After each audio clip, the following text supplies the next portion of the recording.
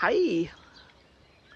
Så jeg er taget op på et af Bornholms højeste punkter, hvor jeg ved ikke om I kan huske, jeg har selv sådan det der hedder en cloudbuster i min have, som ligner lidt den her, sådan 6 rør, der er støbt ned i noget resin med forskellige krystaller og sten, og så er de sådan holdt, så er de også støbt ned over krystaller og bliver holdt fast i den her skabelon af træplader. Og den har jo så bevirket, at min have den vælter afsted, og havens æbletræ for eksempel giver 3 gange så store æbler, der virkelig, virkelig er spiselige. Det er de blevet, det synes jeg altså ikke, de var før i tiden. Så den har gør rigtig meget. Plus at den skal kunne, det er også meningen, at den skal kunne trække negative energier ned fra luften, fra atmosfæren ovenover os og rense dem. Sådan så, at man kan slippe for de dårlige påvirkninger fra flyspor og hvad der er af triste ting i vores atmosfære. Få lidt renere luft omkring sig. Og den her, den er faktisk, jeg har aldrig set noget lignende. Jeg tror, det er første gang, der er nogen, der overhovedet gør det her. Og det er, at der er støbt en vandbeholder ned i den der resin. Og så er der ført fra en brønd herhenne, der er der ført et slangesystem, som tilfører spanden vand. Vandet kommer ned i spanden her.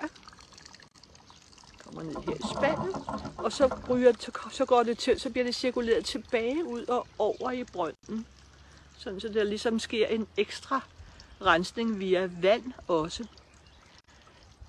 Og vi har lige tændt den, så det er jo meget, meget spændende,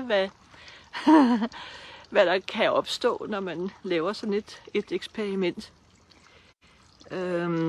Som man kan se, så er der jo støbt alle mulige fine ting ned i den her resin. Altså der er fine strandsten, som jeg har samlet sidste år, og så er der nogle flere. Men så er der også støbt alle mulige fine små vedhæng fra halskæder, form af fisk og andre gode sager ned i den der resin. Det er sådan en polyesterresin, tror jeg det er. Den er altså ikke særlig sjov at indholde, man skal lave det her i sommerhalvåret, og der skal være sådan lidt en brise, når man laver det. Så er der blevet lagt krystaller ned i et vand, altså ned i tragten, som vandet løber henover. Plus at der er blevet placeret, jeg ved ikke om jeg kan få den med her, en større krystal herop. Og så er jo som sagt hver af de her metalrør, de er så støbt ned over hver sin krystal. Det er sådan lidt af en udfordring at få det til at gøre det, men det kan altså lade sig gøre. Så ja, det var velkommen til verdens første cloudbuster på Bornholm.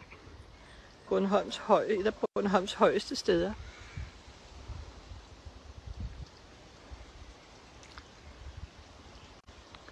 Vi skal se, om der måske kommer hul i skyerne her, eller hvad. Det kunne jo være lidt sjovt. Vi snakkes ved.